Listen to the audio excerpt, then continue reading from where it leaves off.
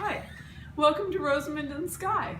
I'm Rosamund. And I'm Sky. And we're here to answer your questions. Be afraid. We've gotten some requests for a video about in-laws. Michael asks, what do you do when grandparents give your child a toy that you don't want them to have? Kelsey writes, can you ladies do one on how to handle mother-in-laws who always try to undermine your parenting decisions? How do you enforce the concept of my child, my rules? Wow, that's a tough one. Yeah, right? String them up by their toes in the backyard. I don't think you can do that. Just kidding. In-laws, you always hope they'll be in line, am I right? Yeah, except it's never your laws, they're in. Nice. Yeah. Nice. Thanks. Okay, so I think the question here really is, should you enforce your rules?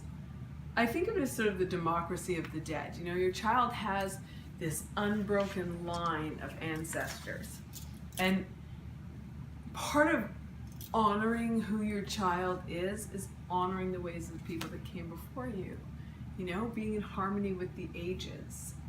And so, you know, maybe you have to let go of some ways. So what if your in-laws gave your children plastic? You know, those new toys, they light up and make a lot of dingy noises. That never happens. Really?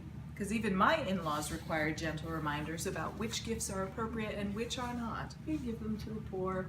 So what are your gentle reminders? Well, I like to call it the eyebrow glare. I bet you do. I make direct eye contact, and then I lift one eyebrow in a disapproving manner. It reduces my mother-in-law to fear and trembling within 5 seconds, and she always puts a gift receipt in the box. But I very rarely have to revert to the eyebrow glare. The key is a preemptive gift unwrapping. This is when you take your child's gift before they've opened it, you unwrap it to make sure the gift is acceptable. If it is acceptable, you rewrap it and give it to your child. If it is unacceptable, the gift has an unfortunate accident before the time it's supposed to be unwrapped by your child. Wow. You are in control. Thank of that you. Situation. So, what about things like treats? I know, Sky, that you are very careful about the things your children eat. Do you ever have any trouble with that with your in-laws? So, yes. Okay. Yes, we did have problems with that. But my solution was to organize a mini retreat for our entire family. In-laws, my parents, my husband and I, my kids. And we went up to the mountains and just lived off the land for a week. You know, we foraged, we hunted, we killed a squirrel.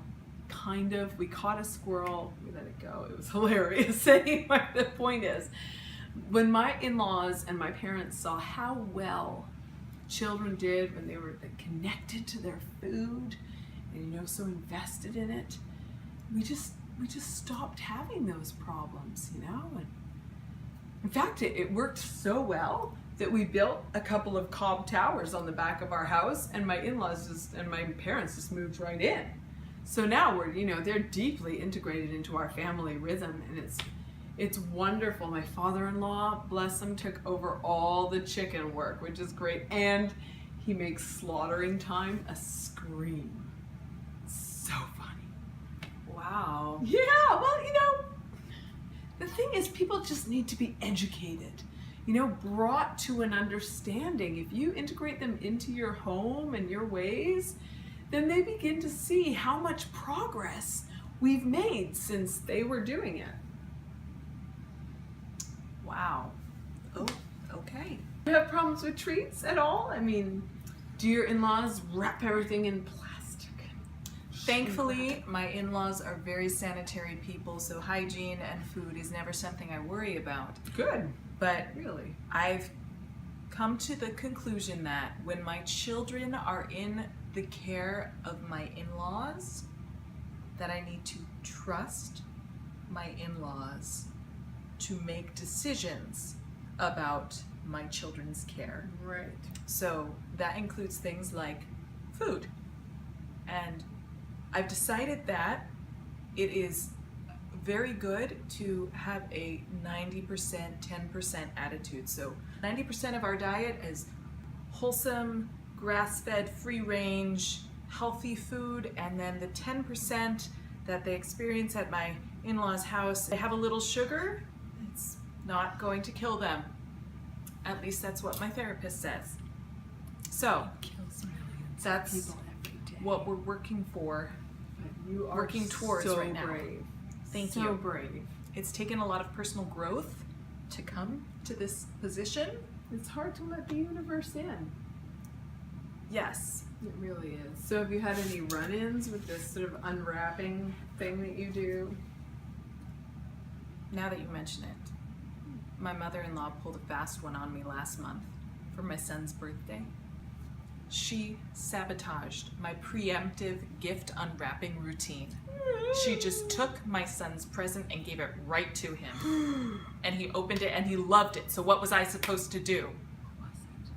It was a Montessori style toolkit with saws and hammers and nails and sharp edges. That sounds great. Sounds like a fractured thumb. I'm getting upset just thinking about it. Yeah, but you want to foster independence in them. You know, let them do things. I want him to build a career, not a birdhouse. Well, his career could be carpentry. No. Just no. It's a noble calling. With no 401k. Do you want me to take him camping with us? He could just come camping with us. That would be fun. This has been Rosamund and Sky. You could come camping with us. I don't think so. Thank you for watching, and please remember to subscribe. Yes. If you have any questions, please put them in the comment section below. Or comments like hammers, useful tools, or dangerous weapons. Thank you, and have a wonderful day. Bye.